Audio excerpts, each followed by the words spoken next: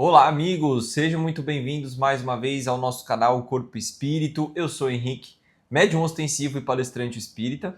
E eu sou a Vitória, nutricionista clínica, mestre em hepatologia e saúde metabólica. Antes de começarmos o vídeo de hoje, eu já vou começar pedindo desculpas, que eu tô com essa voz fanha. A gente mora aqui em São Paulo, né?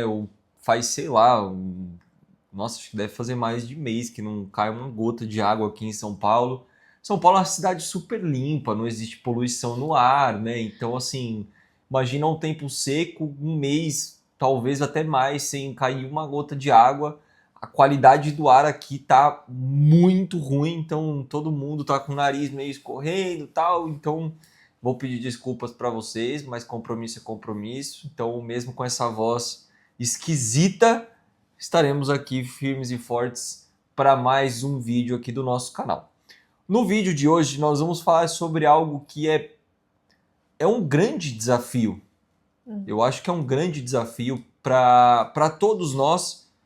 Você vai trazer mais das suas vivências em consultório, né, em atendimento, mas eu falando propriamente assim de doutrina espírita, eu acho que é um pilar que a gente só vai conseguir executar com maestria quando a gente estiver ali já, talvez um pezinho ali no mundo ditosos, talvez ali bem nas últimas encarnações, que é sobre o perdão. Na verdade, não especificamente o perdão, mas você é capaz de se perdoar? É uma questão muito difícil, porque às vezes a gente comete um erro, a gente comete uma falha e a gente fica muito preso naquilo.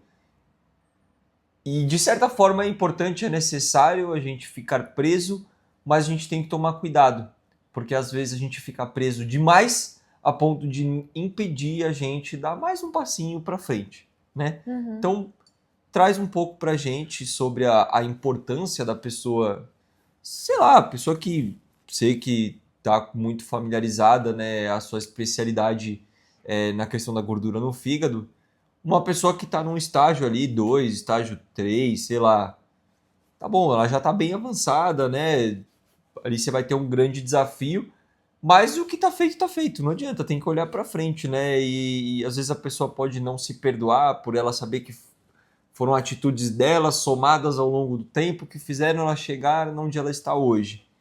Sim. Como que contorna algo assim, né? Como que você lida com essa questão da pessoa conseguir se perdoar? Quando nós temos o diagnóstico de uma doença crônica, como a esteatose hepática e diversas outras, né? Nós sempre temos que, de fato, olhar o que aconteceu. Mas isso não significa que olhar o passado é ficar se culpando o tempo inteiro. Nós precisamos olhar o passado para entender como causamos isso e não repetir as mesmas atitudes, né? Então, se eu tenho um diagnóstico ali de obesidade, com alterações metabólicas, né, pré-diabetes, aumento de colesterol, esteatose hepática, a gente precisa entender o que nos levou, porque são atitudes pequenas, mas diárias, que de forma repetida te deixou chegar até aqui. E ver é importante, assim eu vou saber como solucionar. Porém, eu preciso me perdoar da fase que se passou para eu conseguir olhar para frente também. Eu entendi qual foi o problema, quais foram as ações, eu entendi o que eu não vou repetir, eu entendi o que eu vou fazer daqui para frente, mas eu não posso ficar me martirizando por isso, né? Então eu preciso me perdoar pelo que aconteceu e eu preciso realmente trilhar um caminho que eu possa solucionar esses pontos, né? Então, daqui em diante, o que eu vou fazer? E eu acho que isso liberta. Eu acho que quando a gente não se perdoa e fica toda hora, é porque eu fazia aquilo, é porque eu errava nisso, porque desde quando assim eu sou sedentário. Então, se toda hora nós vamos errando, a gente não consegue também olhar para frente. E aí entra no já que, né? Já que eu errei tanto, eu vou continuar errando.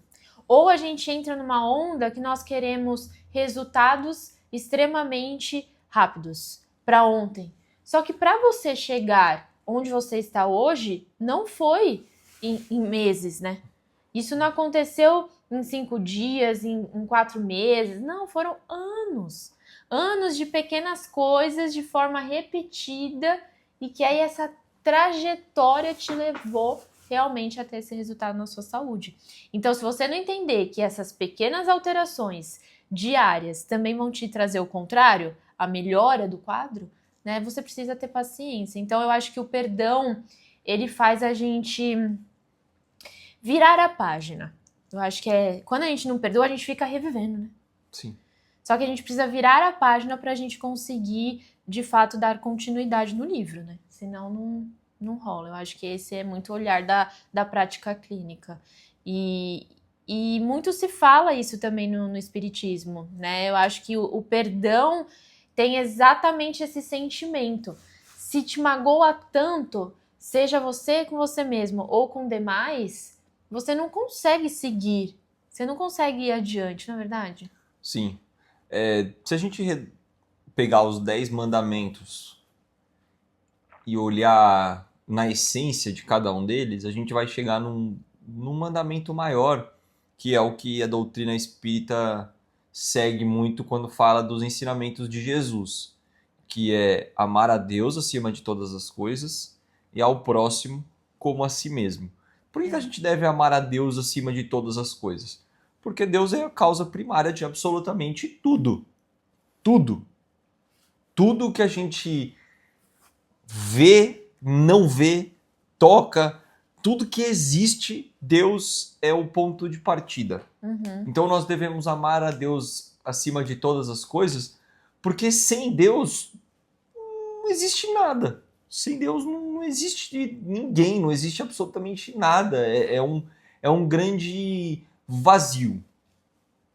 Nós e todas as coisas que a gente é capaz de ver e as coisas que a gente não é capaz de ver, quando a gente fala do plano espiritual, tudo existe por causa dele. Uhum. Então, amar a Deus acima de todas as coisas é o ponto de partida. Quando ele fala de amar ao próximo como a si mesmo, como que você vai conseguir amar o próximo como a si mesmo se você não é capaz de exercer o perdão com as suas atitudes erradas?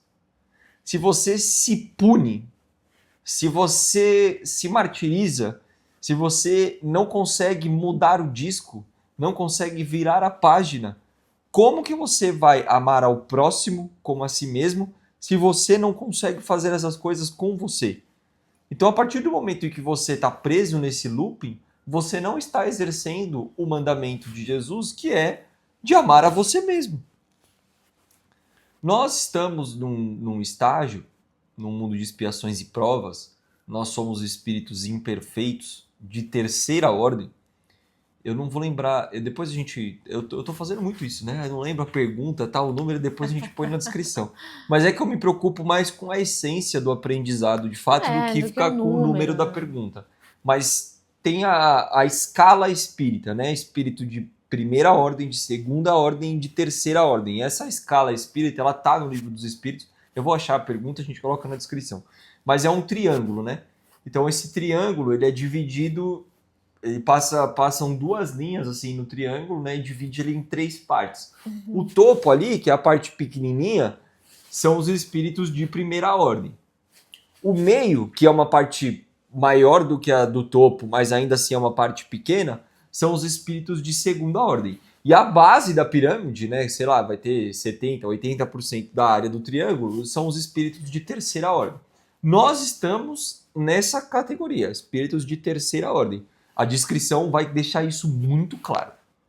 Muito claro. Porque às vezes tem pessoas que falam assim, não, eu acho que eu já tô talvez um pouquinho mais evoluído, eu acho que eu já sou espírito de segunda ordem. Aí a hora que lê a definição, que é espírito de primeira ordem, né? Não vamos nem brincar, mas na hora que lê a definição de segunda ordem, já faz assim, não, tô bem longe ainda. Então a gente tá ali embaixo. Se a gente está ali embaixo, se nós somos espíritos de terceira ordem, Se nós habitamos planetas de expiações e provas, que é o segundo planeta na escala, por que que a gente vai ter uma expectativa de se comportar como espírito de primeira ordem? Por que que a gente vai ter uma expectativa de se comportar como habitantes de mundos celestiais? Não vamos. Não vamos.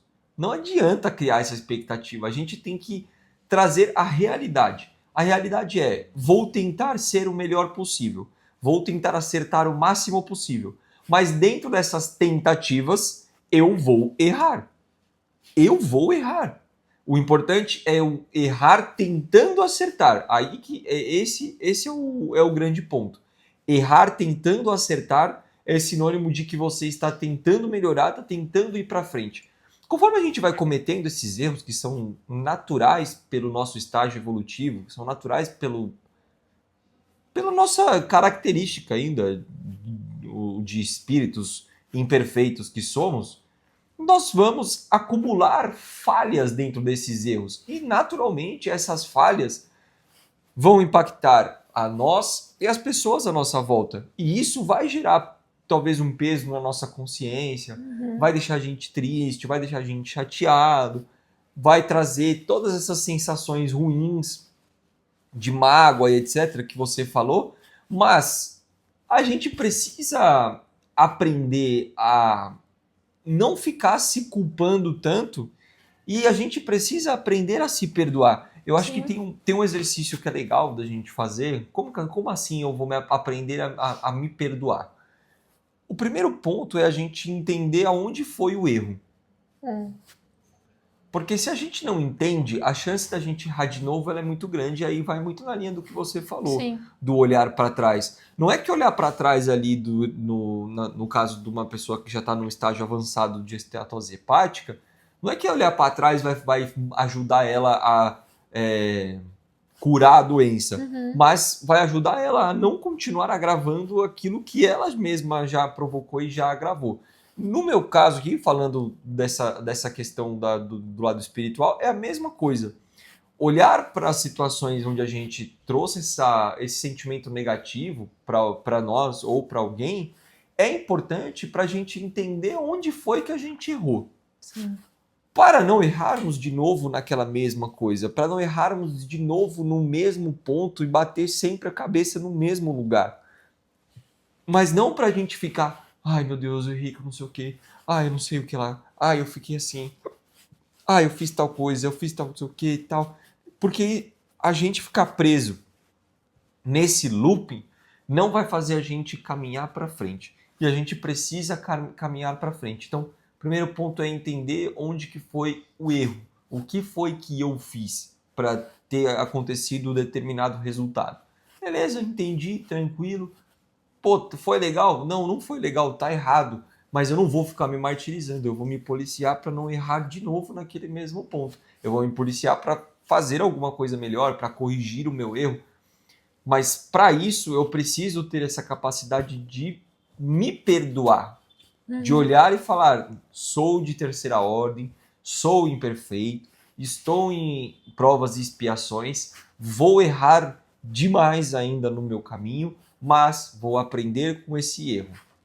Mas vou errar tentando acertar. Mas vou tentar ser cada vez melhor. A gente fala muito da transição planetária, e eu já falei isso aqui em outros vídeos, né? Que a gente está passando para um planeta de regeneração, né? O planeta Terra. O planeta de regeneração, ele não é um planeta muito diferente do que a gente está vendo aqui. Um planeta de regeneração, ele ainda não é um planeta superior. Ainda não vai ser habitado por espíritos de segunda ordem. Talvez pode ter um ou outro ali que venha como um espírito missionário, alguma coisa pontual, mas não vai ser um planeta de espíritos de segunda ordem, de primeira nem se fala. Mas os espíritos que estiverem habitando o mundo de regeneração serão espíritos com desejo de ser melhores. Serão espíritos com vontade de progredir, vontade de ir para frente, vontade de corrigir, de acertar, de fazer melhor. Isso não quer dizer ausência de erro, isso não quer dizer ausência de problemas, ausência de insatisfações, ausência de turbulência. Não, ainda vai ser um mundo que vai precisar ter chacoalhão. Sim. Porque se não tiver chacoalhão, a gente vai sentar e vai cruzar o braço. Então ele vai ser um mundo que ainda vai ter chacoalhão. Vai ter problema, vai ter erro, vai ter tumulto, vai ser complexo. Mas os habitantes que ali estão desejosos de olhar para frente, de ir para frente, de corrigir as coisas, de ser melhor, de desenvolver a fé, de desenvolver a transformação através do processo de autoconhecimento. Como que você vai desenvolver uma transformação através de um processo de autoconhecimento? Como que você vai caminhar para frente se você não é capaz de largar aquele erro que você fez lá atrás? Não dá. Não dá. E aí você vai começar a ir contra a sua própria natureza. Então a conta não fecha. A gente precisa aprender com os nossos erros, mas não carregar culpa. Principalmente em pontos onde a gente não tem culpa nenhuma. Mas às vezes a gente tem um pouco desse defeito de querer achar uma justificativa para absolutamente todas as coisas e às vezes a gente terceiriza, às vezes a gente joga para cima das nossas costas, mas nem sempre é assim, nem sempre isso é positivo. Acho que a gente tem que encontrar o meio termo, vamos dizer assim, desse cenário. Né? O que você falou, eu acho que faz sentido também quando a gente trata de um acompanhamento, de um tratamento. É a pessoa querer. Esse querer, ele é muito importante.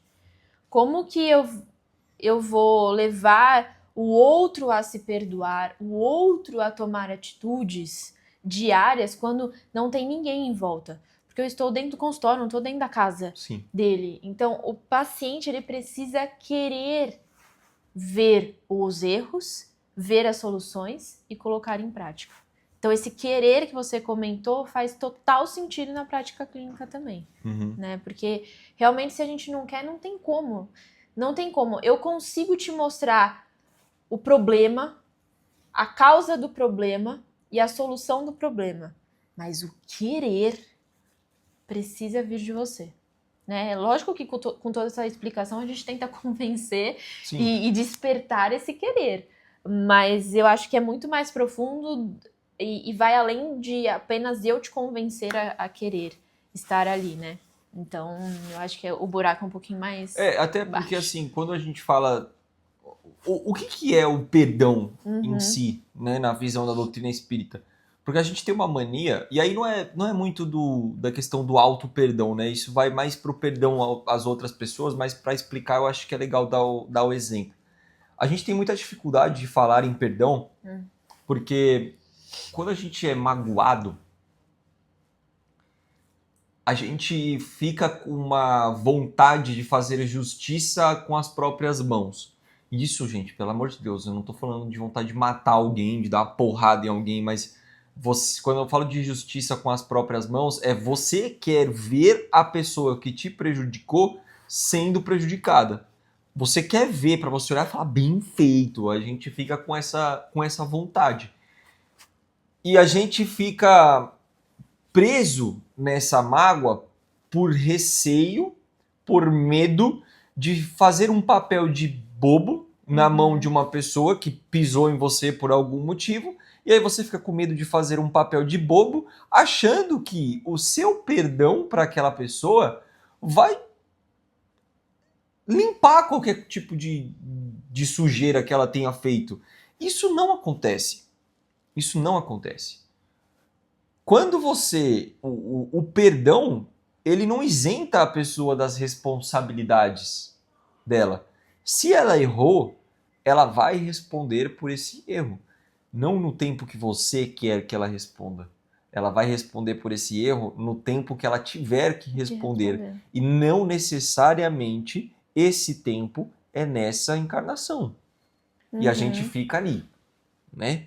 Não sei o quê. Não falo nunca mais com essa pessoa, e a gente fica preso, esperando o dia que ela vai tomar uma porrada da vida e a gente vai falar, tá limpo, tô kit. Esse ponto ele é tão sensível a ponto de, quando a gente tá numa sessão de desobsessão, às vezes chega algum espírito que tá com um desejo muito grande de vingança, e tem uma das técnicas de doutrinação, nós pedimos para que o plano espiritual projete uma tela mental naquele espírito, para ele ver aonde foi que aquilo começou. Porque... Eu ia falar isso. Exatamente.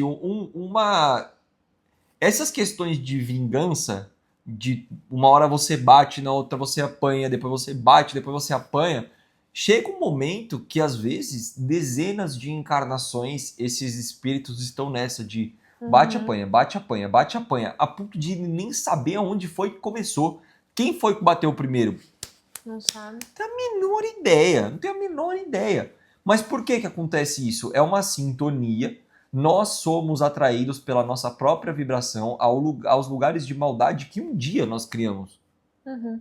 E aí essa vibração atrai uma pessoa com a outra para sempre estar nesse ciclo. De uma hora bate, na outra apanha, uma bate, na outra apanha, uma bate, na outra apanha. Quando que esse ciclo vai terminar? Quando alguém, um dos dois, sair do looping. Como que você vai sair do looping? Exercendo o perdão. O perdão não é tirar do outro a responsabilidade sobre o erro. Não, você apenas está se retirando desse ciclo que já está se alongando por várias encarnações. Então, desenvolver o perdão é desmanchar laços de ódio que um dia eles foram criados. Quem foi que apanhou primeiro ou bateu primeiro? Não importa. O que importa é que uma hora você está batendo, na outra você está apanhando e você está nessa há várias encarnações preso nesse loop. Mas como a gente é muito materialista, os olhos materiais, a gente quer ver, né, a pessoa sendo prejudicada, a gente fica preso. E enquanto a gente não vê a vida dando de volta algo negativo para aquela pessoa, sim, a gente não consegue virar a página. Ficar feliz, né? Parece que se não acontecer isso, eu não vou estar satisfeito. Exatamente. A gente entender que a responsabilidade está sempre com a pessoa. Código Penal da Vida Futura, capítulo 7, se eu não me engano, do livro Céu e Inferno, ali está deixando muito claro para nós que nós não escaparemos de nenhuma responsabilidade nossa. E ninguém precisa ficar lembrando que aquilo existe, que aquilo precisa ser corrigido. Ninguém precisa ficar lembrando. Nós mesmos vamos lembrar. Nós mesmos vamos pedir para corrigir, para ter a oportunidade de acertar, para ter a oportunidade de reparar. Só que quando a gente reencarna e a gente esquece, aí a gente acaba se deixando levar pelo instinto, pela sensação. Mas nós pedimos, nós imploramos pelaquela oportunidade e aí quando ela aparece, a gente rasga, a gente joga fora. Então, o perdão na questão da visão da doutrina espírita é sair de um circuito negativo. É só isso. E quando a gente vai trazer para o aspecto individual, para o nosso próprio campo, o perdão, o auto-perdão, quando a gente fala você é capaz de se perdoar, a gente está querendo dizer assim, você é capaz de sair desse circuito de automutilação que você está se colocando, talvez há várias encarnações também, porque talvez esse ponto sensível que você está passando hoje, você já passou nas outras também. E ele veio de novo para você ter uma nova oportunidade de reparo. E aí, ao invés de você tentar reparar, você está fechado, preso, não consegue virar a página, não sai daquilo. Então fica essa pergunta, você é capaz de sair desse circuito de automutilação, de autopunição que você se coloca? A gente precisa ser capaz de sair. Como?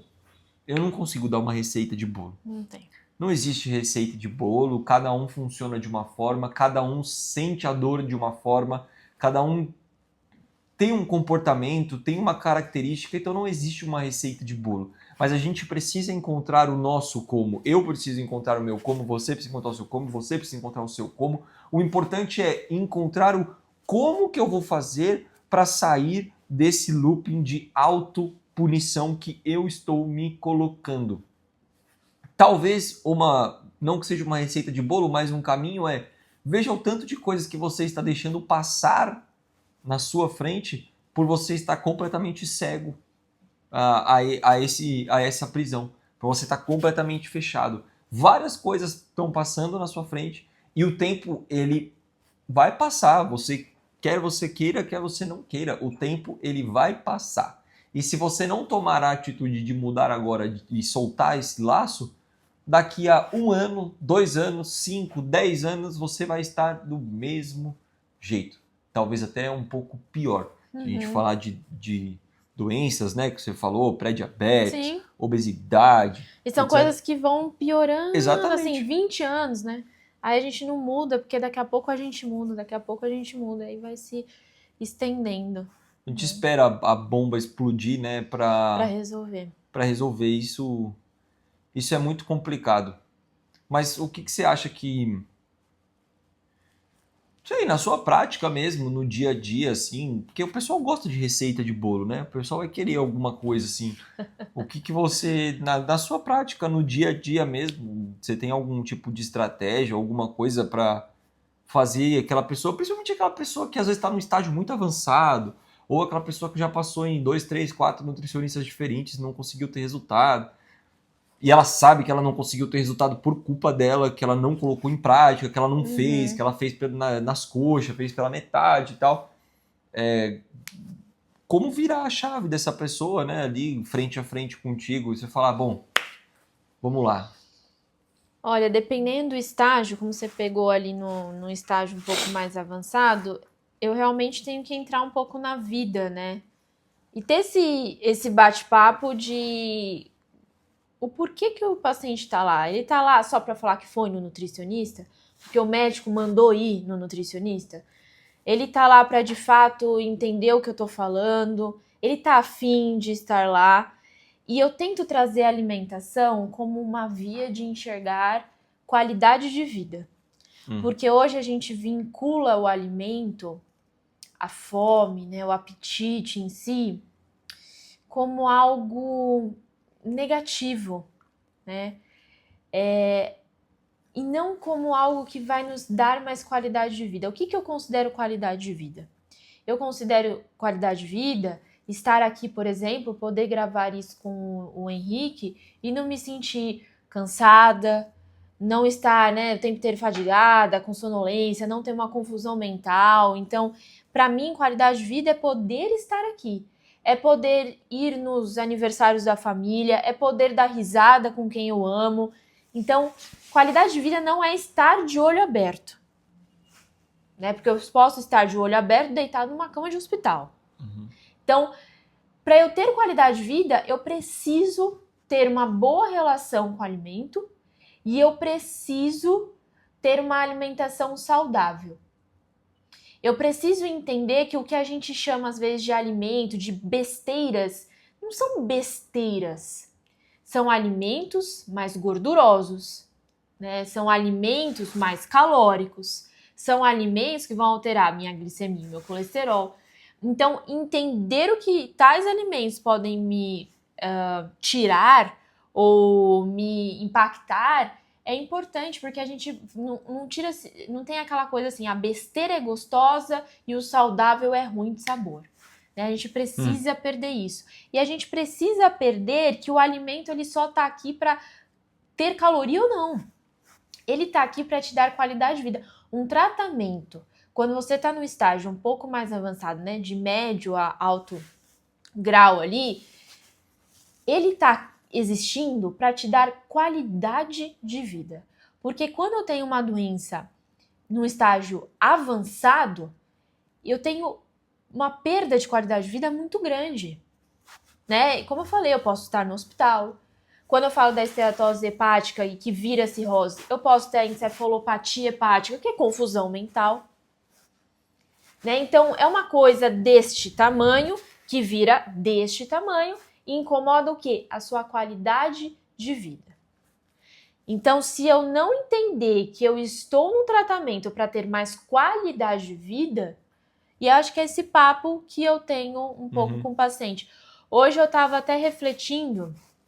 Ontem a gente estava num jantar, a tia do Henrique até comentou um negócio, hoje eu estava na consulta, a gente falou muito do mesmo assunto com o paciente, que o quanto as canetinhas emagrecedoras, né, que elas são famosas por isso, mas elas não foram feitas para de fato emagrecer, mexer no metabolismo como um todo, como elas mexeram com a economia. né? Como mexeram e a redução no faturamento de um supermercado. Mas, infelizmente, olha como é impactante. Infelizmente... Não, pode continuar, só vou assar o nariz aqui para não... Infelizmente, o mercado, ele reduziu realmente o faturamento dele. Mas, Vitória, você acha que aconteceu o quê? O que eu acho? Não foi porque as pessoas pararam de comer bolacha e agora estão comendo mais alface. Não foi porque elas trocaram um monte de industrializados por in natura e perecíveis. Não foi isso. Infelizmente, a metade das pessoas que usam essa medicação não precisariam utilizar. E quando eu falo de reduzir o faturamento de um supermercado, é porque elas continuam comendo as mesmas coisas de antes, só que em menor quantidade. Elas tomam uma medicação com o intuito de perder a fome, porque agora ter fome é ruim, né? Perder a fome, ficam o dia todo sem comer, mas quando comem, continuam não comendo de forma de qualidade nutricional. Então, assim, eu não compro mais 10 bolachas, pacotes de bolachas, eu compro 2 pacotes de bolacha. Então, no meu intuito, esse impacto na economia, infelizmente, não me mostra a qualidade nutricional. Eu acho que as pessoas reduziram as quantidades, mas elas não trocaram a bolacha pelo alface, né? A grande maioria. Então, esse é o papo. O que o alimento ele tem na sua vida? Ele é uma via de prazer? É uma via de prazer. Mas o prazer momentâneo, porque o alimento ele tem um prazer muito momentâneo. Eu tô comendo aqui um hambúrguer, estou feliz da vida, acabou o hambúrguer, eu quero outro hambúrguer. Então, esse prazer momentâneo nem sempre vai valer a pena e substituir o prazer da qualidade de vida. Uhum. E a gente só percebe isso quando a coisa fica muito ruim. Se percebe, né? Se percebe. Então, eu acho que o papo é um pouco mais além do que falar, nossa, ó, sua dieta é essa. A gente até fez um vídeo, tá lá pra baixo, né, do vida e qualidade de vida, que a gente fez até parte 1 e parte 2. A gente falou muito nessa linha sobre isso, né? Abrir os olhos não quer dizer que você está vivendo, às vezes você está sobrevivendo, é diferente. Você falou, não, tô dando risada com as pessoas, tô aqui, tô leve e tal, tá tudo bem, tá tudo certo. É diferente de uma pessoa que abre o olho para sobreviver. Uhum. Então, trazer, né, essa questão da qualidade de vida é um ponto muito importante. Mas, de novo, como que você vai olhar para frente nessa questão da qualidade de vida se você não é capaz de se perdoar pelos erros do passado? Isso É difícil, é difícil. E eu acho que já, né, caminhando para a própria lição de casa, é isso. Responder essa pergunta. Responder para você mesmo, né? Com essa reflexão. Eu sou capaz de me perdoar? Uhum. Se não, por quê? Se eu não sou capaz de me perdoar, por que eu não sou capaz? Cada um vai ter um porquê, eu não tenho uma resposta. Mas entenda o porquê que você não é capaz de se perdoar. Entenda o quanto de coisas você está deixando para trás, você está deixando de aproveitar, porque você está gastando toda a sua energia e todo o seu tempo olhando para trás, olhando só para o que já foi feito, de erro, e culpa, e martiriza, e pune, e o tempo passa, e o tempo passa, e o tempo passa, e nada muda. Então, eu acho que a lição de casa é muito nessa autorreflexão de fato. Eu sou capaz de me perdoar? Não, não sou. Por que será? É por minha causa? É por causa de terceiros? É opinião alheia? É porque... Cada um vai ter um porquê e é importante a gente identificar esse porquê para a gente poder atuar em cima dele. Uhum. Porque desenvolver de fato o perdão não é simples, é muito difícil, mas é preciso, é necessário. A vida ela é feita de coisas difíceis, de coisas complexas. Sim. E não é porque elas são difíceis e complexas que a gente pode empurrar para debaixo do tapete. A gente vai empurrar um pouquinho mas uma hora esse tapete levanta e a sujeira aparece. Então a gente precisa lidar com ela e fica aí essa lição de casa do nosso vídeo de hoje, essa reflexão, entenda esse seu porquê e atua na resolução desse porquê para você conseguir caminhar para frente. Algo a agregar? Não? Não, falou tudo. Então, para nós encerrarmos, corpo e espírito é o equilíbrio entre os dois que irá te trazer uma melhor qualidade de vida sempre.